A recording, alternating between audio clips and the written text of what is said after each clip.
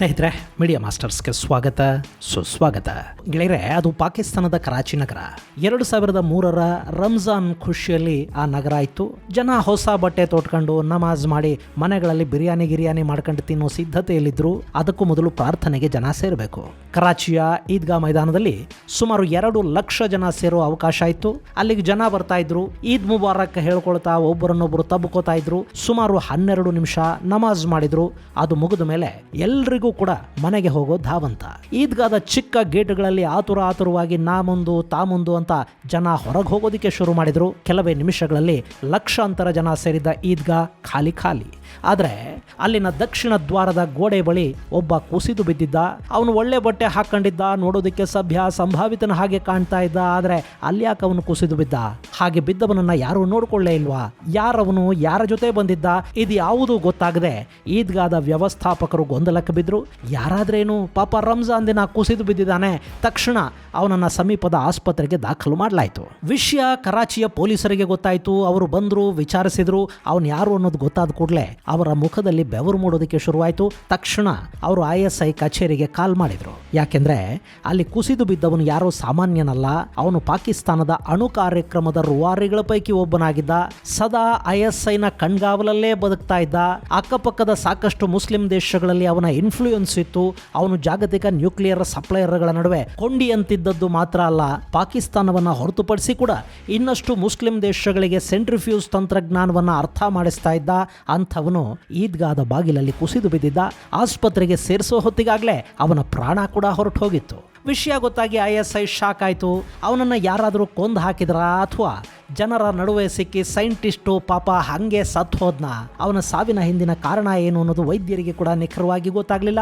ಆದರೆ ಅದು ಸಹಜ ಸಾವಲ್ಲ ಅನ್ನೋದು ಅವರಿಗೆ ಅರ್ಥ ಆಗಿತ್ತು. ಹಾಗಾದ್ರೆ ಅವನನ್ನು ಕೊಂದವರು ಯಾರು? ಆ ಬಗ್ಗೆ ISI ತನಿಖೆಯನ್ನ ಮಾಡ್ತಾ ಹೋಯ್ತು. ಕಡೆಗೆ ಅವರ ಪತ್ತೇದಾರಿ ಹೋಗಿ ಮುಟ್ಟಿದ್ದು ಇಸ್ರೇಲನ್ನ ಮತ್ತು ಮೊಸಾದನ್ನ. ಹಾಗಾದ್ರಲ್ಲ ಅವತ್ತು ನಿಜಕ್ಕೂ ಏನಾಗಿತ್ತು? ಮೊಸಾದ್ ಪಾಕಿಸ್ತಾನದಲ್ಲಿ ಕೂಡ ತನ್ನ ಆಪರೇಷನ್ ಅನ್ನ ಮಾಡಿ ಮುಗಿಸ್ತಾ. ಆ ಸೈಂಟಿಸ್ಟ್ನ ಸಾವಿನ ಹಿಂದಿರೋ ಅದ್ಭುತ ಥಿಯರಿ ಏನು? ಬನ್ನಿ ನೋಡೋಣ. ಗೆಳೆಯರೆ, ಕರಾಚಿ ಪಾಕಿಸ್ತಾನದ ಒಂದು ಕಾಲದ ರಾಜಧಾನಿ. ಅತಿದೊಡ್ಡ ಬಂದರು ನಗರಿ ಅಷ್ಟೇ ಯಾಕೆ, ಪಾಕಿಸ್ತಾನದಲ್ಲೇ ಅತಿದೊಡ್ಡ ನಗರ ಅನ್ನೋ ಖ್ಯಾತಿಯನ್ನು ಪಡೆಯೋದರ ಜೊತೆಗೆ ಜಗತ್ತಿನ ಅತಿದೊಡ್ಡ ನಗರಗಳ ಪೈಕಿ 12ನೇ ಸ್ಥಾನದಲ್ಲಿನ ನಗರ ಕರಾಚಿ. ಪಾಕಿಸ್ತಾನದ ಅತಿದೊಡ್ಡ ಕಾಸ್ಮೋಪಾಲಿಟನ್ ಸಿಟಿ ಆಗಿರುವ ಈ ಕರಾಚಿಯಿಂದಲೇ ಪಾಕಿಸ್ತಾನದ ನಟೋರಿಯಸ್ ಅಂಡರ್ ವರ್ಲ್ಡ್ ಕೂಡ ರನ್ ಆಗುತ್ತೆ. ಪಾಕ್ನ ಕತ್ತಲ ಲೋಕದ ರಾಜಧಾನಿ ಕೂಡ ಇದೇ ಕರಾಚಿ ನಗರ.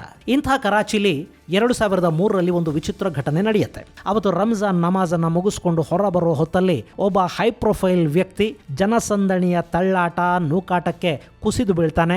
ಆತನಿಗೆ 50 ವರ್ಷ, ಆರೋಗ್ಯವಾಗಿದ್ದ ಅಂಥ ವ್ಯಕ್ತಿ ಇದ್ದಕ್ಕಿದ್ದ ಹಾಗೆ ಈದ್ಗಾದ ಬಾಗಿಲಲ್ಲಿ ಕುಸಿದು ಬಿದ್ದ ಮತ್ತು ಸತ್ತು ಹೋದ.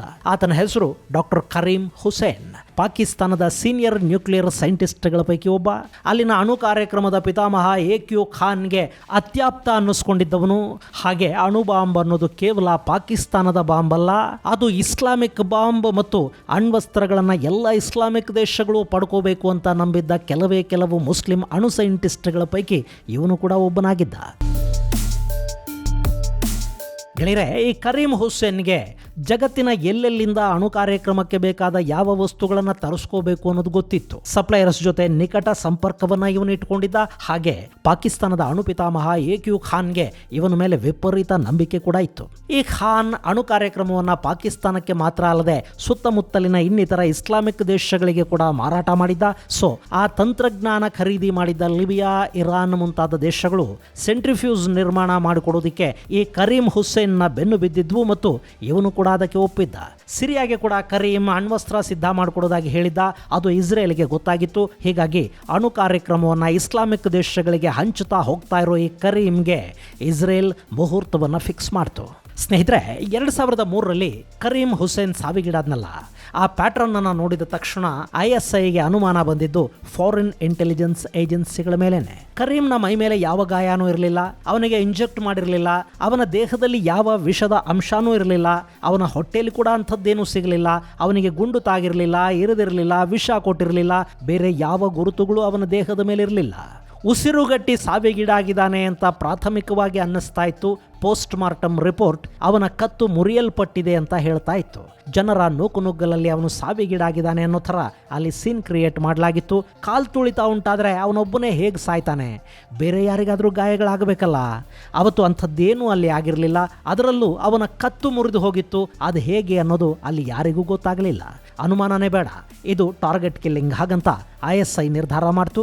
ಅವರ ಆಂತರಿಕ ತನಿಖೆಗಳು ಇದು ಮೊಸಾದ್ನ ಕೆಲಸ ಅಂತ ಹೇಳ್ತಾ ಇದ್ವು. ಆದರೆ ಅದನ್ನು ಬಹಿರಂಗವಾಗಿ ಹೇಳೋದಕ್ಕೆ ಅಲ್ಲಿ ಯಾವ ಸಾಕ್ಷಿಗಳೂ ಇರಲಿಲ್ಲ. ಹಾಗೆ ಇಸ್ರೇಲ್ ಕೂಡ ಆ ಬಗ್ಗೆ ತಣ್ಣಗೆ ಮುಗುಳ್ನಕ್ಕಿದ್ದು ಬಿಟ್ಟರೆ ಬೇರಿನ್ನೇನು ಹೇಳ್ಕೊಳ್ಳೋದಕ್ಕೆ ಹೋಗಲಿಲ್ಲ. ಆದರೆ ಅಲ್ಲಿ ಏನಾಗಿತ್ತು ಅನ್ನೋ ಬಗ್ಗೆ ಸ್ಪಷ್ಟವಾಗಿ ಒಂದಷ್ಟು ಮಾಹಿತಿಗಳು ISIಗೆ ಸಿಗ್ತಾ ಹೋದ್ವು. ಆ ಹತ್ಯೆ ಒಂದೇ ಬಾರಿ ನಡೆದಿರಲಿಲ್ಲ. ಅದರ ಹಿಂದೆ ದೊಡ್ಡ ಶ್ರಮ ಇತ್ತು, ತಾಳ್ಮೆ ಹಾಗೂ ನಿಖರ ಪ್ಲಾನಿಂಗ್ ಕೂಡ ಇತ್ತು. ಗೆಳೆಯರೆ, ಅದು 1999. ಅವತ್ತಿಗಾಗಲೇ ಕರೀಂ ಹುಸೇನ್ ಲಿಬಿಯಾ ಮತ್ತು ಇರಾನ್ನ ಜೊತೆ ಸಂಬಂಧವನ್ನ ಇಟ್ಕೊಂಡಿದ್ದಾನೆ ಅನ್ನೋದನ್ನ ಪತ್ತೆ ಮಾಡಿದ್ದ ಮೊಸಾದ್ ತನ್ನ 2 ಅತ್ಯದ್ಭುತ ಬೇಹುಗಾರರನ್ನ ಕರಾಚಿಗೆ ಕಳುಹಿಸಿಕೊಡ್ತು. ಅಲ್ಲಿ ಅವರಿಗೆ ವಹಿಸಲಾಗಿದ್ದ ಕೆಲಸ ತುಂಬಾನೇ ಸಿಂಪಲ್ ಆಗಿತ್ತು. ಈ ಕರೀಂ ಹುಸೇನ್ನ ಮೇಲೆ ಕಣ್ಣಿಡೋದಷ್ಟೇ ಕೆಲಸ. ಅವನು ಎಲ್ಲೆಲ್ಲಿಗೆ ಹೋಗ್ತಾನೆ, ಅವನ ರೊಟೀನ್ ಏನು, ಯಾರ ಜೊತೆ ಸಂಪರ್ಕ, ಎಷ್ಟು ಸೆಕ್ಯೂರಿಟಿ, ಅವನ ಕುಟುಂಬ, ಅದರಲ್ಲಿ ಎಷ್ಟು ಜನ ಎಲ್ಲೆಲ್ಲಿರ್ತಾರೆ, ಇಂಥ ಮಾಹಿತಿಗಳನ್ನು ಸಂಗ್ರಹಿಸಿ ಮೊಸಾದ್ನ ಕೇಂದ್ರಕ್ಕೆ ಕಳುಹಿಸಿಕೊಡೋದು ಅವರ ಕೆಲಸ. ಆ 2 ಬೇಹುಗಾರರು ಕರೀಂ ಬಗ್ಗೆ ಸಂಪೂರ್ಣ ಮಾಹಿತಿಯನ್ನು ಸಂಗ್ರಹಿಸಿ ಕಳುಹಿಸ್ತಾ ಬಂದರು. ಅವನ ಸುತ್ತ ಯಾವಾಗಲೂ ಭದ್ರತೆ ಇರುತ್ತೆ ಅನ್ನೋದನ್ನು ಅವರು ಗಮನಿಸಿದ್ರು. ಅದರ ನಡುವೆನೇ ಅವರೊಂದು ವಿಚಿತ್ರವನ್ನು ಕೂಡ ಕಂಡ್ರು. ಸದಾ ISIನ ಸರ್ಪಗಾವಲಲ್ಲೇ ಇರೋ ಕರೀಂ ರಂಜಾನ್ ದಿನ ನಮಾಜ್ಗೆ ಮಾತ್ರ ಒಬ್ಬನೇ ಈದ್ಗಾಗೆ ಹೋಗ್ತಾನೆ ಅನ್ನೋದಲ್ಲಿ ಗೊತ್ತಾಯ್ತು. ಆವತ್ತು ಈ ಬೇಹುಗಾರರು ಕೂಡ ಅವನನ್ನು ಫಾಲೋ ಮಾಡ್ತಾ ಈದ್ಗಾಗೆ ಬಂದರು. ಅಲ್ಲಿ ಎಷ್ಟು ಜನ ಸೇರ್ತಾರೆ, ಈ ಕರೀಂ ಎಲ್ಲಿ ನಿಂತ್ಕೋತಾನೆ, ಎಲ್ಲಿ ಕೂತ್ಕೋತಾನೆ, ಎಲ್ಲಿ ಪ್ರಾರ್ಥನೆ ಮಾಡ್ತಾನೆ, ಎಲ್ಲವನ್ನ ಗಮನಿಸಿದ್ರು. ಅದರ ಫೋಟೋಗಳು ಕೂಡ ಮೊಸಾದ್ ಕಚೇರಿಯನ್ನು ತಲುಪಿದ್ವು. ಇಷ್ಟಾದರೂ ಮೊಸಾದ್ ಆತುರ ಮಾಡೋದಕ್ಕೆ ಹೋಗಲಿಲ್ಲ. ಈದ್ಗಾ ಬಿಟ್ಟು ಅವನು ಬೇರೆಲ್ಲಾದರೂ ಒಂಟಿಯಾಗಿ ಸಿಗ್ತಾನ ಗಮನಿಸೋದಕ್ಕೆ ಹೇಳಲಾಯಿತು. ಆದರೆ ಮರು ವರ್ಷದ ರಂಜಾನ್ವರೆಗೆ ಅಲ್ಲಿ ಅಂಥ ಯಾವ ಬೇರೆ ವಿಶೇಷವೂ ಈ ಬೇಹುಗಾರರ ಕಣ್ಣಿಗೆ ಬೀಳಲಿಲ್ಲ. ಮರು ವರ್ಷದ ರಂಜಾನ್ ಬಂತು. ಅವತ್ತು ಅಷ್ಟೇ ಕರೀಂ ಒಬ್ಬಂಟಿಯಾಗಿ ಬಂದ. ಹಿಂದಿನ ಹಾಗೆ ಅದೇ ಈದ್ಗಾಗೆ ಬಂದ. 2 ಲಕ್ಷ ಜನ ಅಲ್ಲಿ ಸೇರಿದ್ರು. ಅವರಲ್ಲಿ ಇವನೂ ಒಬ್ಬನಾದ. ಕಳೆದ ವರ್ಷ ಯಾವ ಜಾಗದಲ್ಲಿ ಕೂತಿದ್ನೋ ಅದೇ ಜಾಗದಲ್ಲಿ ಈ ವರ್ಷ ಕೂಡ ಅವನು ನಮಾಜ್ಗೆ ಬಗ್ಗದ. ಅಲ್ಲಿಂದ ಎದ್ದ. ಯಥಾ ಪ್ರಕಾರ ಕಳೆದ ವರ್ಷದ ಹಾಗೆ ದಕ್ಷಿಣದ ಗೇಟ್ನಿಂದ ಹೊರಗೆ ಹೋದ. ಅವನು ಹಾಗೆ ನಮಾಜ್ ಮಾಡುವಾಗ, ಅವನು ಹೊರಗೆ ಹೋಗುವಾಗ ಕೂಡ ಈ 2 ಏಜೆಂಟರು ಅವನ ಜೊತೆಗೆ ಇದ್ರು. ಅವನ ಕೈ ಅಳತೆಯಲ್ಲೇ ನಮಾಜ್ ಮಾಡಿದ್ರು. ಅವನಿಗೆ ಇವರು ಕೂಡ ಈದ್ ಮುಬಾರಕ್ ಹೇಳಿದರು. ಹಾಗೆ ಮಾಡ್ತಾ ಆ ಇಡೀ ಈದ್ಗಾನ ಕಣ್ಣುಗಳಲ್ಲೇ ಸ್ಕ್ಯಾನ್ ಮಾಡಿದ್ರು. ಅದರ ಒಂದಷ್ಟು ಫೋಟೋಗಳು ಈ ಬಾರಿ ಕೂಡ ಮೊಸಾದ್ನ ಕೇಂದ್ರ ಕಚೇರಿಯನ್ನು ತಲುಪಿದ್ವು. ಮುಂದಿನ ವರ್ಷ ಇನ್ನೂ ಒಂದು ರಂಜಾನ್ ಬಂತು. ಕರೀಂ ಹೊಸ ಬಟ್ಟೆ ಹಾಕೊಂಡು ಅವನದ್ದೇ ಕಾರಲ್ಲಿ ಅದೇ ಈದ್ಗಾಗೆ ಬಂದ. ಅದೇ ಗೇಟಲ್ಲಿ ಒಳಗೆ ಹೋದ. ಅಲ್ಲೇ ನಮಾಜ್ ಮಾಡ್ದ. ಅದೇ ಗೇಟಲ್ಲಿ ಮತ್ತೆ ಅದೇ ಸಮಯಕ್ಕೆ ಹೊರಗೆ ಕೂಡ ಬಂದ. ಅಲ್ಲಿಂದ ಮನೆಗೂ ಹೋದ.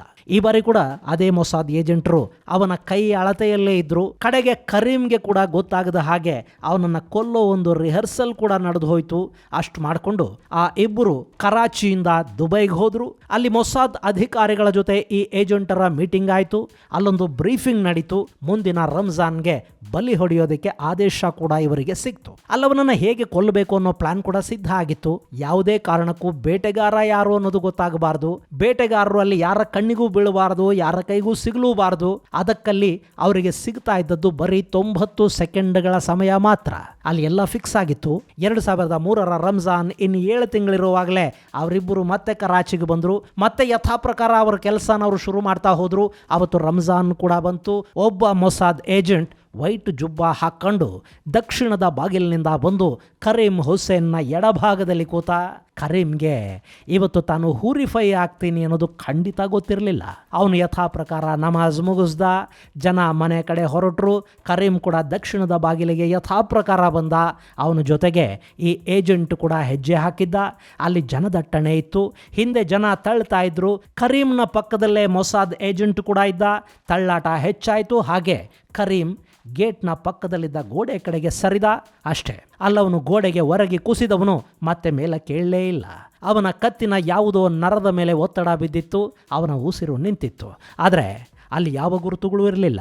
ಅವನು ಪಕ್ಕದಲ್ಲೇ ಇದ್ದ ಏಜೆಂಟ ಜನಜಂಗುಳಿಯಲ್ಲಿ ಮರೆಯಾಗಿ ಹೋದ.